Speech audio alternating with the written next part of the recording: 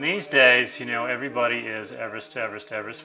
But Everest to me is not on, it's very tamed in many ways. You see this shots of people on Everest and they're jugging up fixed lines. They're being guided up, their hands are being held, and there's still hundreds, if not thousands, of unexplored places, unclimbed mountains throughout the world.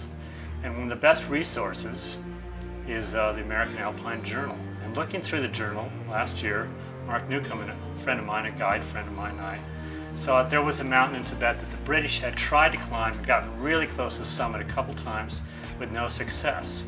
So here was a mountain that was being handed to us in a way. 23,000 feet high, completely unknown, untouched. And as we looked at their pictures, these Brits were plodding through knee-deep snow.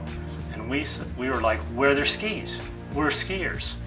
And we went to this mountain, and by the skin of our teeth, we got our two strongest members up there, Mark and Carlos. And this was Sepu Kangri. And truly, to me, that was real adventure. It was a mountain bigger than Denali, no known routes, no known camps, nobody knows where to go. So that, to me, is real adventure, and there's a lot of that still out there. And if I could inspire people to believe that there still are so many fantastic ranges to visit, fantastic climbs to do.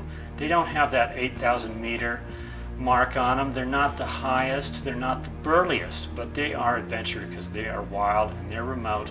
There's no rescue, there's no help, there's no Sherpas, there's no guides. And that to me is a real climbing. It's exploration. You get to feel like an explorer in a way. Without a doubt, the people living there were an incredible highlight. They had such material poverty and such spiritual wealth. They were so happy just to be outside, looking at the mountains, looking at the stars, taking care of their animals, holding hands and laughing, having little contests, throwing stones, skipping stones on the lake we live by. And that is such an eye-opening experience when we have so much junk around us. To go somewhere where people are happy just to be outside, looking at the mountains, smiling and laughing. They didn't treat us like we were something special with all our equipment. They thought it was more like we were kind of weaker humans and that we needed all this special stuff to get by. So without a doubt, being with these people was a special, really eye-opening experience.